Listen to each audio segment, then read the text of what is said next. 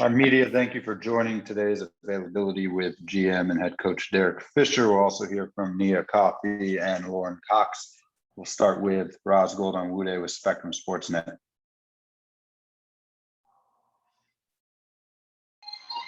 Hi, Coach. How are you? Hey, Raz, how are you? Good, thanks. I wanted to ask, as we are heading into the Olympic break, one, I guess, an evaluation of how players and the team did given the circumstances in the first half of the season, and then the second half, like setting a roadmap for what you think is possible and what the goal setting is for the team. Right now we're, I think, internally, as a staff, discussing, various aspects of our team, assessing, evaluating. We're having some conversations with players around, offensive and defensive improvement opportunities over the next couple of days. But, all of our energy is really, going towards the Minnesota Lynx. That's the only thing that we really can look forward to in terms of, our players and, and then the things that are, come after that, like we just have no control over it and aren't going to spend too much time on that over this next couple of days. That's our job as a staff for sure. We'll do a lot of those things. But in terms of our players, we're really, trying to help them remain focused on the one, game at a time, one day at a time mentality of, rest and recovery, and then also, training and preparing for a game on Sunday. And then, we'll kind of, look farther ahead from there. In terms of looking back, I think we do or are able to separate what our team has been able to accomplish from what the win-loss record shows. And I think we would do it if the numbers were reversed as well. Like if, we were 12-6, like we still wouldn't remain static in who we are. Like we'd have to still grow and evolve and change and get better. So that doesn't really change based on the wins and losses in terms of those numbers. It's more about, how we're playing. Are we doing enough of the right things and building enough of the right habits? And we believe that we are, considering, all that we've been navigating and managing, and we have enough of a foundation to build on and grow on once we do come out of the break. And that's a great point as far as just kind of keeping the players focused on the upcoming game. I guess my final question is just, I'm just curious about how players use the Olympic break as it is a long time. Like what you guys have as an itinerary or what you expect during that time. Yeah, I mean, hopefully, when they get to that point, they'll initially just get some rest. I think that's what that break is there for them to be. Is an opportunity to step away from the game for a bit. For those players that are not participating in any other national team activities, et cetera. And so, this year, there's still a couple of possibilities with Nick and Sinead, but otherwise, players are going to be able to really get some rest, and that's a good thing. But, at whatever date that we, kind of formally decide to collectively get back to it, we're looking forward to, having the majority of our group back on the court together again, and and kind of building on the foundation, that I mentioned a few minutes ago, building on the foundation that we have established. We're not just a good defensive team, like we have the potential to be a great defensive team. We've established those things. We're capable of competing and having a chance to win against any team in the league. We've established those things. So, we can build on some things we've accomplished so far. And again, just, getting some rest and getting healthy, and then building from there. Thank you. We'll go to Amna Saban with LA Daily News.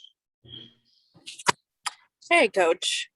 Um, The news came out a couple days ago that Janae and Nneka were on the provisional Nigeria roster for the Olympics. Obviously, they still need to clear waivers, but after seeing everything that sort of happened a couple weeks ago with Nneka, what was your reaction to seeing how that all sort of worked out? well, I mean, I think, until I guess final decisions have been made on whether they are approved and will end up having the opportunity to participate. It's kind of, I guess still a question mark per se, but I think for Shanae, honestly, this was a possibility, a while back, because she wasn't part of the Team USA pool to begin with. So, I think for her, it's just a matter of us, all continuing to communicate and work together on, where she is physically. But if the opportunity to represent Nigeria in terms of the national team is there and she can get approval for it, these are once in a lifetime opportunities to participate in the Olympics. So we're all in on that and would be extremely happy for her and proud of her for being in a position to take advantage of the opportunity. Nneka's case is a little different in terms of the assumption that she would be part of the Team USA pool and then ultimately be a part of that final roster. So, circumstances kind of changed for her once she stepped off the team. But clearly, as an Agumake sister and the same family, and Erica being, I think, a member of the team, and hopefully, if Shanae's able to play and participate and get the approval, and Nneka's not participating with Team USA, I think it would also be a great opportunity for her to represent Nigeria and their national team, and and have a chance to participate in the Olympics. Like I said before, it's just hard to fathom that a player that's coming to the league and accomplished everything that she has to possibly go through her career and never have a chance to play in the Olympics. Just kind of mind-boggling. So if Nigeria better recognizes that and wants to take advantage of the opportunity, hopefully it can happen. Chris Camella with Nightcast. Hey, actually, good afternoon, Derek. How are you? Good, Chris. How are you? Doing well. Speaking of Nneka, she's obviously going to be in Space Jam. There's a pre-screening tonight. The big premiere is next week. Obviously, a big moment for her, and not only that though, but for the WNBA brand. How do you think this not only grows the brand of the league, but also the brand of the LA Sparks, which obviously you are a major part of, not just being a head coach, but a general manager? Hopefully this helps continue to grow, the game in the W and just the awareness of who these amazing women are. And I don't think there's any better, representation of that across the league, than Nneka. Like it's no disrespect to any of the other players, even members of our own team that represent the league very well.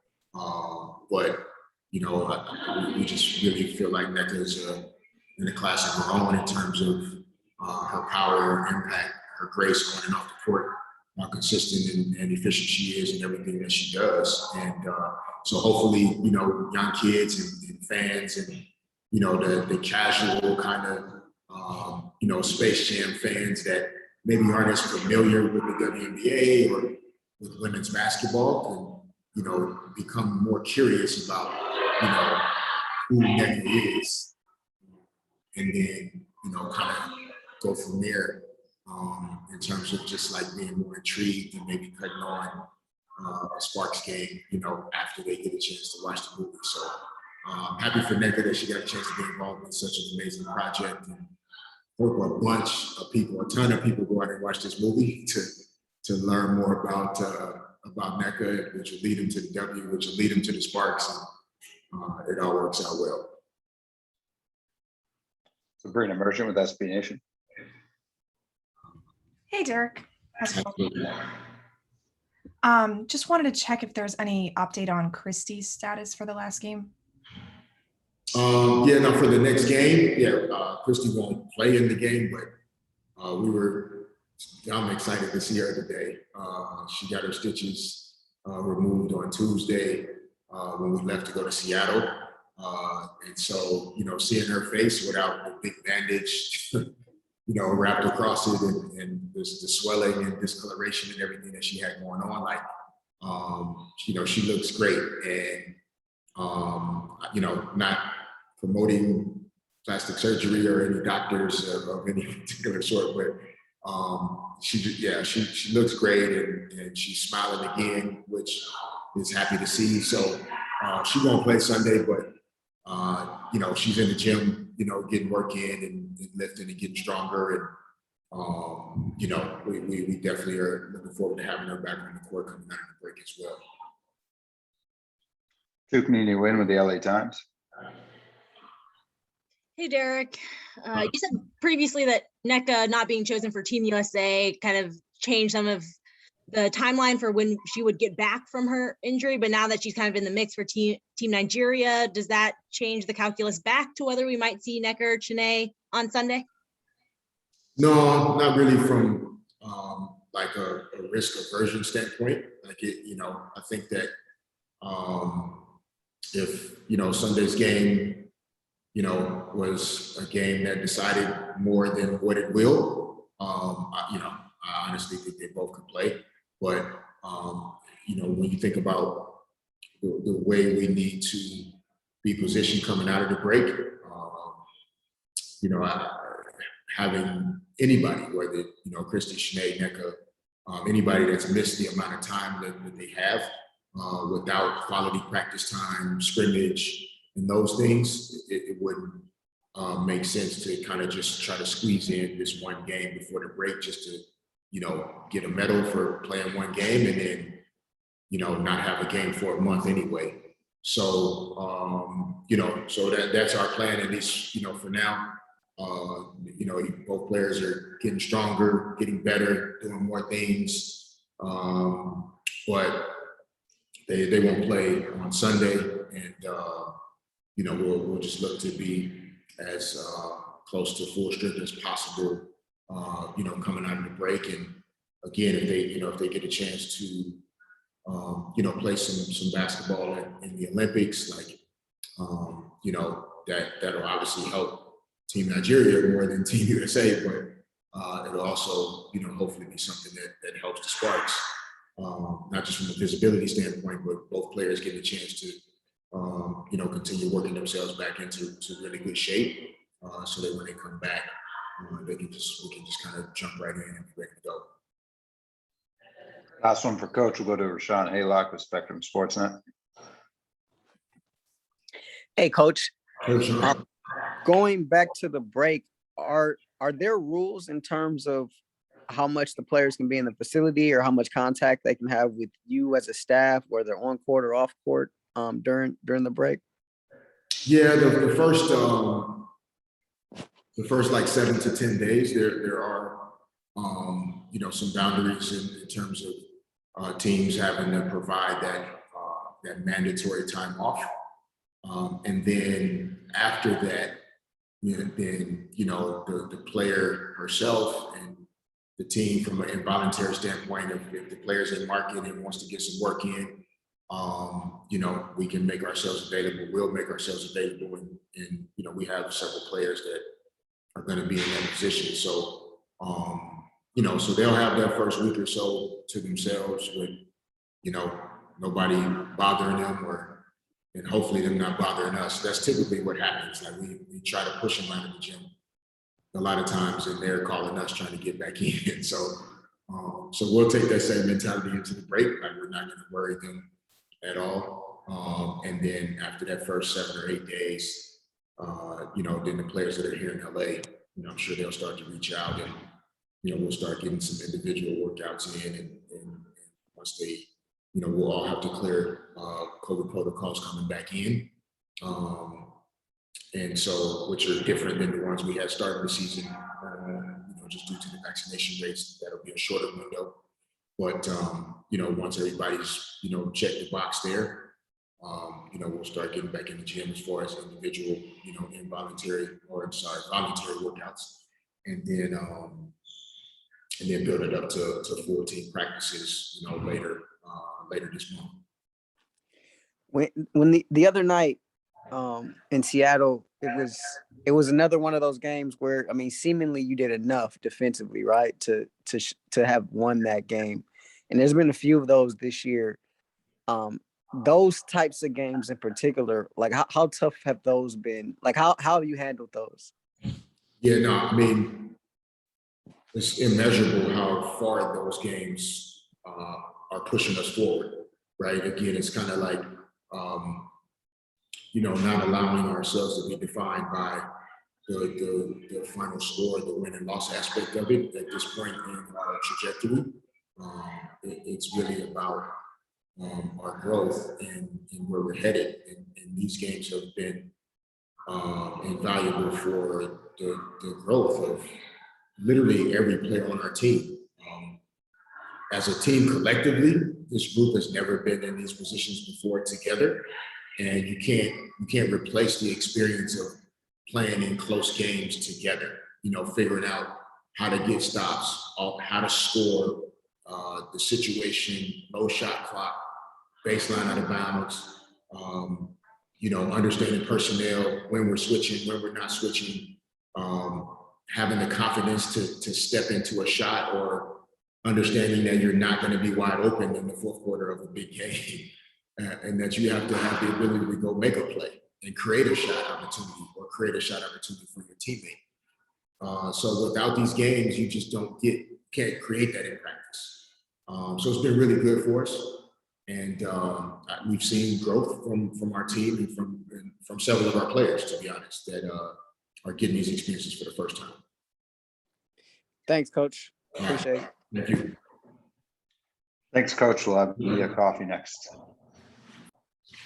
All right, questions for Brittany Sykes and Nia Coffee. We'll start with Sabrina Merchant with SB Nation.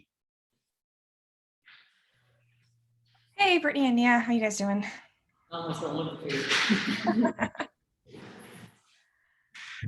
You've had such impressive defensive performances recently, and I'm curious how it is to maintain that level of defensive activity. Like, does it take away from your energy on offense at all? I mean, granted, the defense we played does leave you exhausted. I think that because we practice the way we play, in the sense, especially with our defense, we're accustomed to it. So I don't think we really get tired on the offensive end, for real. I mean, obviously throughout a 40-minute game, you're going to get tired. There's subs, no subs, we're down bodies. So I think we take that into account. But no, I don't think we get any deterrent from offense because our defense is so good.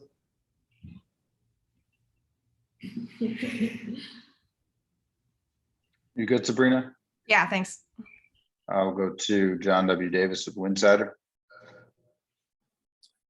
Hey, what's going on? This question is for both of y'all. What are you looking forward to doing during the Olympic break? I know that this is a time that can be helpful mentally and physically. And then also, how long are you planning on staying out of the gym? Should I go first? Yeah. Well, we still have one game left, so our mind is still there. Honestly, that's where I'm at. My mind's on the next game. Yeah, I mean, I made a tweet about it. It was just one of those off-day thoughts where it was just like, man, looking forward to this break. Obviously, we are still in the mind frame of one more game. We're definitely trying to get a win to send us off on a good note. And not to say that we've been on a bad note, it's just been a process for us with the losses, and we're learning. But nothing, I'm doing nothing for 2 weeks. Like literally stripping away from basketball and just regrouping, recentering myself, getting some off the court things handled, and just, being human. Because once we start back up, the second half of this schedule is crazy. So we got to just get locked back in. But yeah, nothing. I'm doing nothing. Suban with the LA Daily News. Hey, ladies. This question's for both of you. With the premiere of Space Jam coming up, what was the original one? how much did that affect your, childhood growing up playing basketball? And what do you think it's going to mean for the next generation to see two WNBA players in such a blockbuster movie like Space Jam?